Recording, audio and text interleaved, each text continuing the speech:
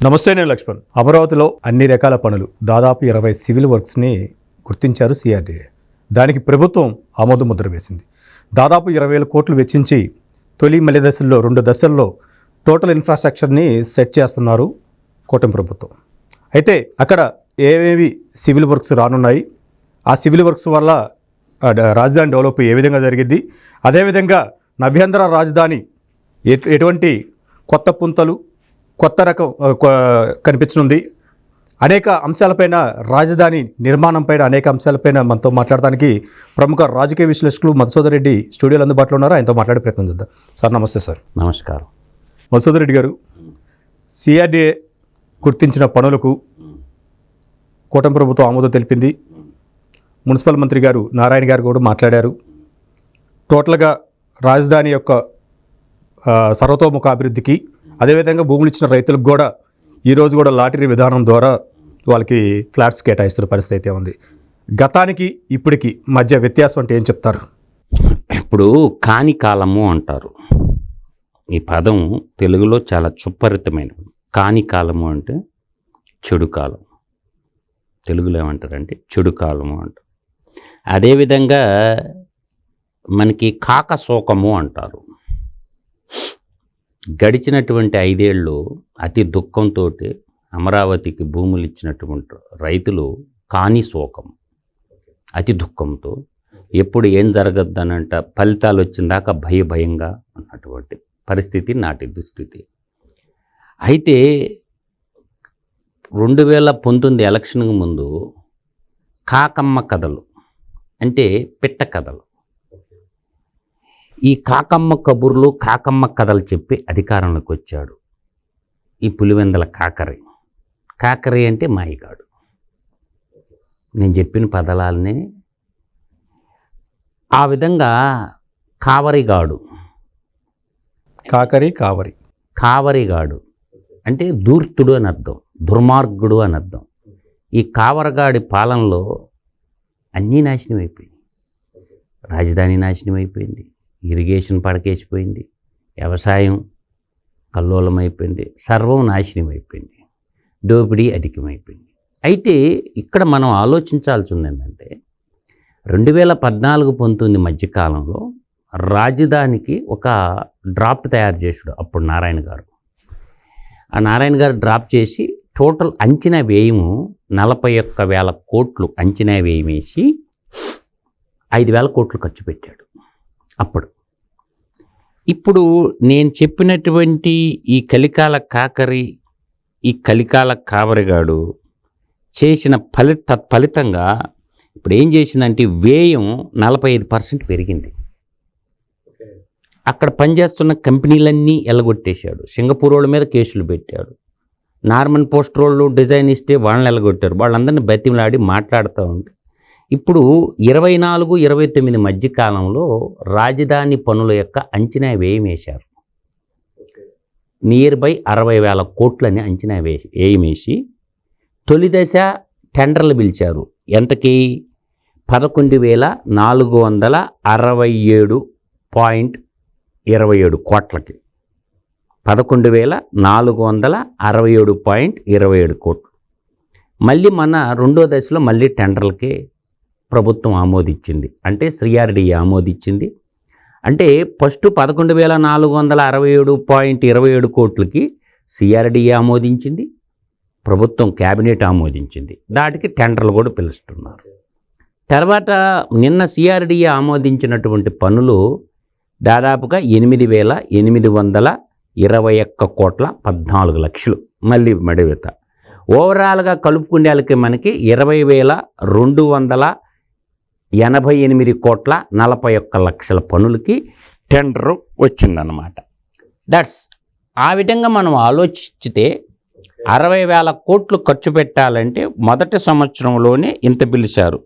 అంటే 3 సంవత్సరాలకి, అంటే 60 నెలలు 5 సంవత్సరాలంటే ప్రభుత్వం యొక్క టార్గెట్ ఏంటంటే 30 నెలల్లో అన్ని పనులు ఫస్ట్ ఫేజ్ పనులన్నీ కంప్లీట్ చేయాలన్నది ఒక ప్రణాళిక రచించుకున్నారు. ఈ ప్రణాళికలు రచించుకున్నటువంటి దశలో అంటే 60,000 కోట్లు అంచనా వేసుకున్నారు.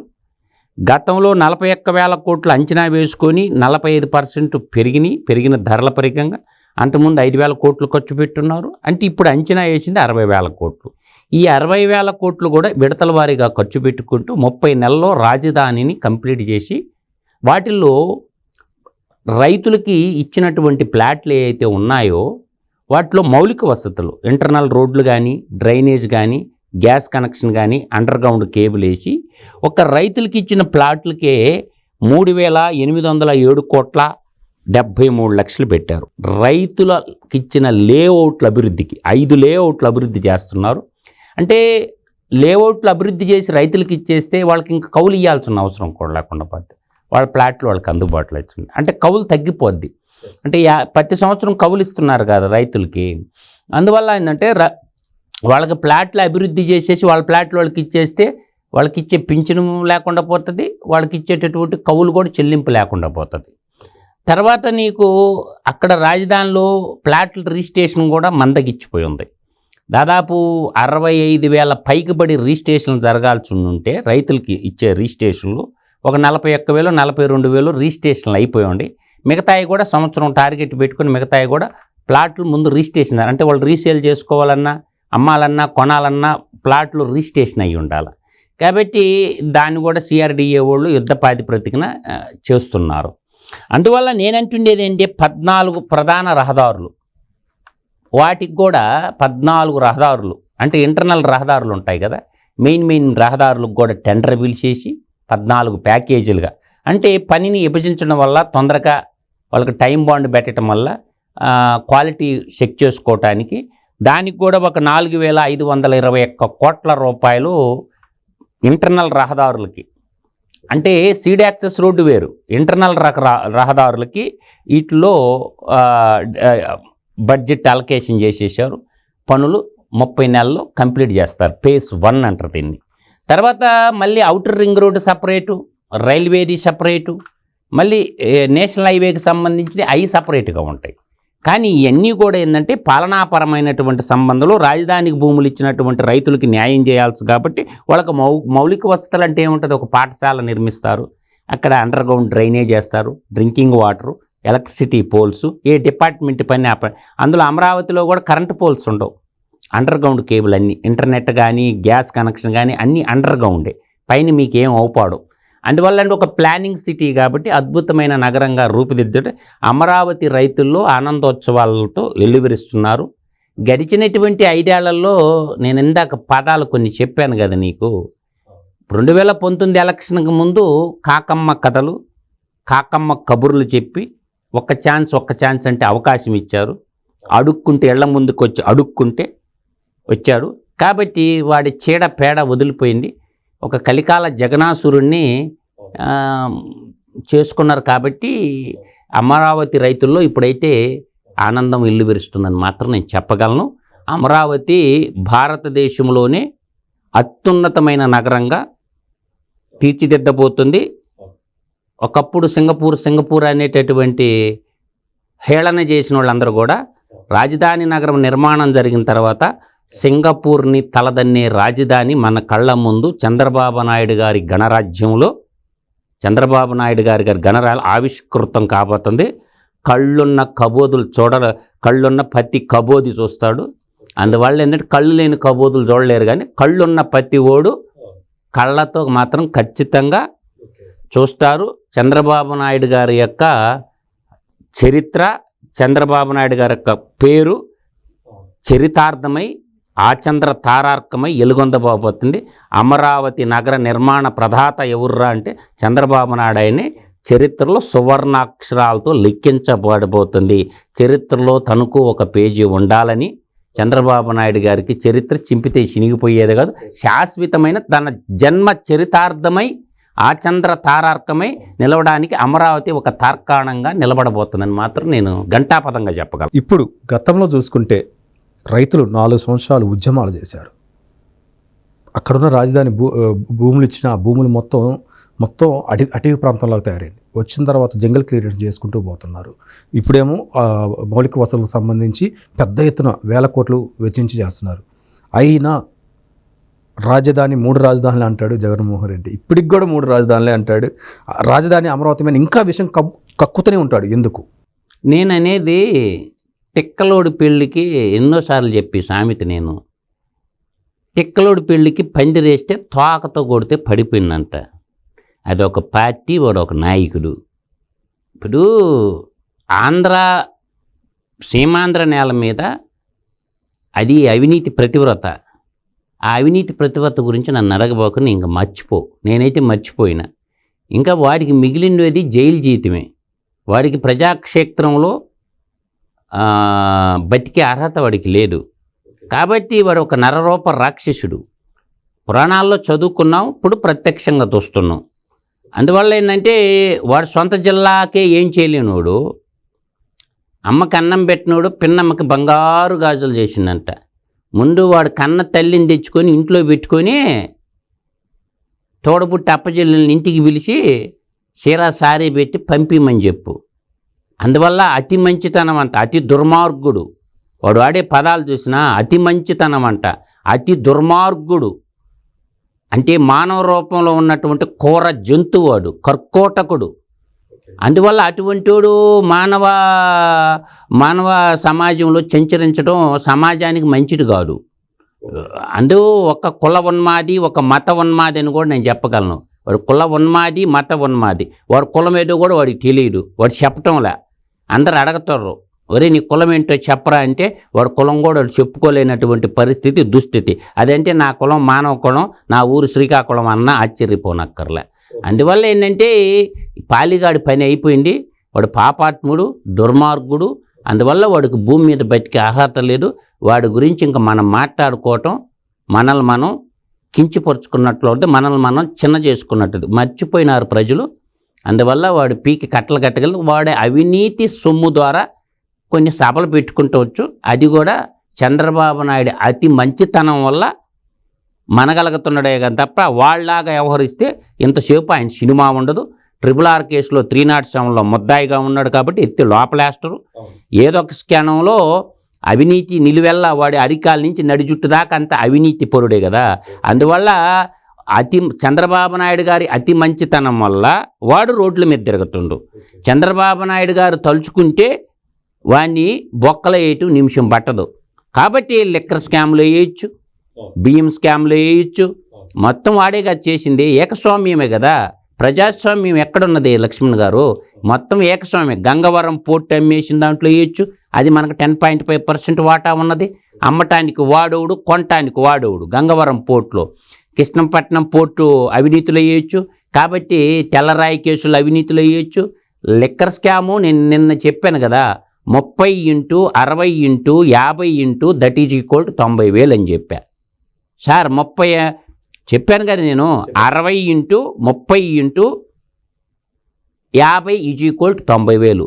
ఒక్క లిక్కర్ తాగేవాడు ఇచ్చిన లంచం అంటే జగన్మోహన్ రెడ్డి ఒక్క లిక్కర్ బాటిల్, క్వార్టర్ బాటిల్ తాగేవాడు కాడ 60 నెలలు 5 సంవత్సరాలు ఇంటూ 30 రోజులు ఇంటూ క్వార్టర్కి 50 రూపాయలు ఈజ్ ఈక్వల్ 90,000 ఇచ్చారు. అట్లా 35 లక్షల మంది తాగుబోతులు ఆంధ్రప్రదేశ్లో రాష్ట్రంలో ఉన్నారు. 35 లక్షలు ఇంటూ 50 వేసుకుంటే నిన్నే చెప్పా 31,500 కోట్ల రూపాయలు తాగుబోతోళ్ళ కాడ దోపిడీ చేసిండు.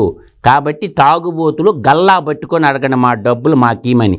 ఒక్కొక్క తాగుబోతుడు కాడ ఒక్క క్వార్టర్ తాగితే 90,000 కొట్టేశాడు. కాబట్టి అవినీతికి ప్యాంటు షర్ట్ వేస్తే, అబద్ధాలకి ప్యాంటు షర్ట్ వేస్తే వాడే కలికాల జగనాసురుడు, వాడే జగన్మోహన్ రెడ్డి అని నేను బల్ల గుద్ది చెప్పగలను. మసూద్ రెడ్డి గారు ఏదో ఈ నెల డిసెంబర్ 30వ తారీఖుకి జగన్ రెడ్డి అరెస్ట్ అవుతున్నాడని చెప్పి చాలా సోషల్ మీడియా ప్లాట్ఫామ్స్ మీద చదివాను. అదేవిధంగా మొన్న బాలినేని, అవంతి శ్రీనివాసరెడ్డి, వాసిరెడ్డి పద్మావతి, ఇట్లా ఎంతోమంది పెద్ద పెద్ద సీనియర్స్ హేమీలు మొత్తం ఆ పార్టీని వీడుతున్నారు.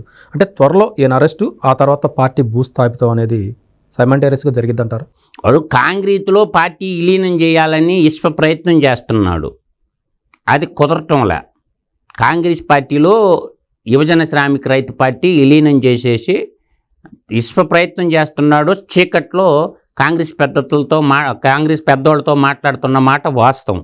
వాడు కాంగ్రెస్లోకి పోయినా ఖచ్చితంగా నేను చెప్పాను కదా లక్ష్మణ్ గారు, 2025 డిసెంబర్ 31 నాటికి ఒకవేళ మళ్ళీ రేపు 25 వస్తుంది, ఏది వాడు నమ్మినటువంటి వాడు బ్లాక్ బుక్ పండగ, మళ్ళీ పండగ నాటికి వాడు చేసుకోవాల్సింది పండగ బయట కాదు, జైల్లోనే.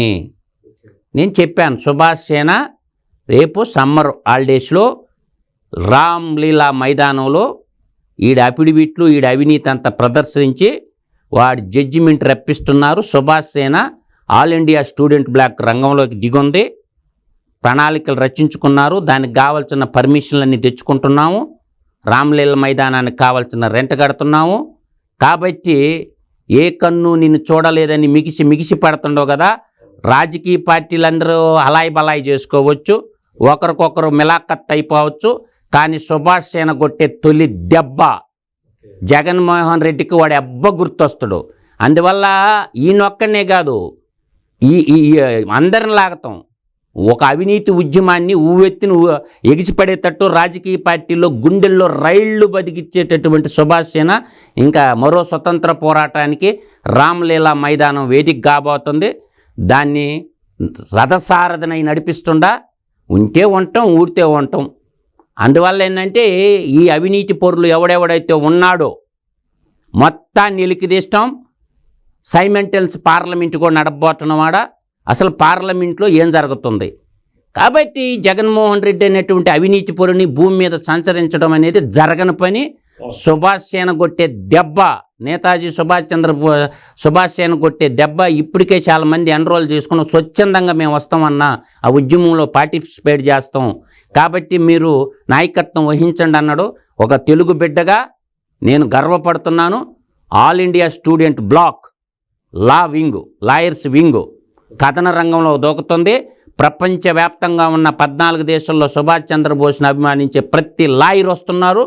వీడికి ఇంకా దిబిడే ఉంది.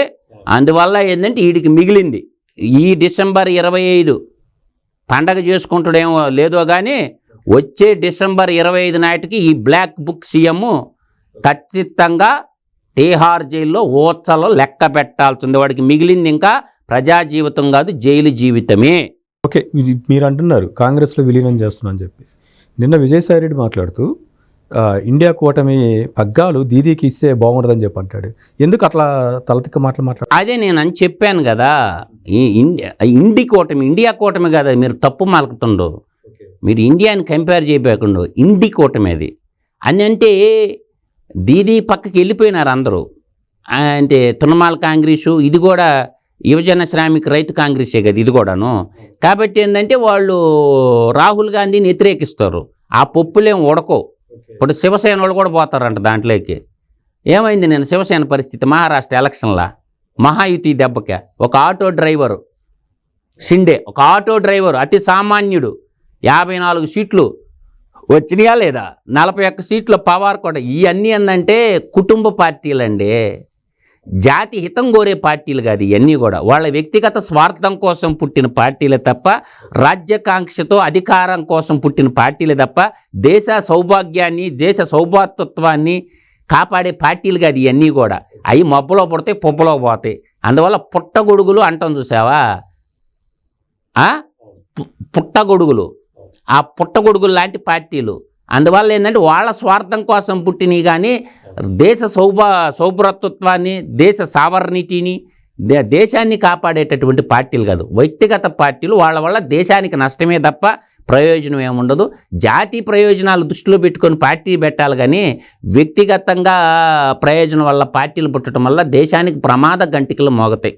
ఓకే, ఇది మొత్తానికి మధుసూదన్ రెడ్డి విశ్లేషణ ద్వారా అనేక అంశాలు మనం మాట్లాడుకున్నాం. రాజధాని పనులు అయితేనేమి, జగన్మోహన్ రెడ్డి గతంలో 5 సంవత్సరాలు చేసిన విషయాలైతే సమగ్రంగా విశ్లేషించుకున్నాం. మరొక అంశంతో మళ్ళీ కలుద్దాం. నమస్కారం.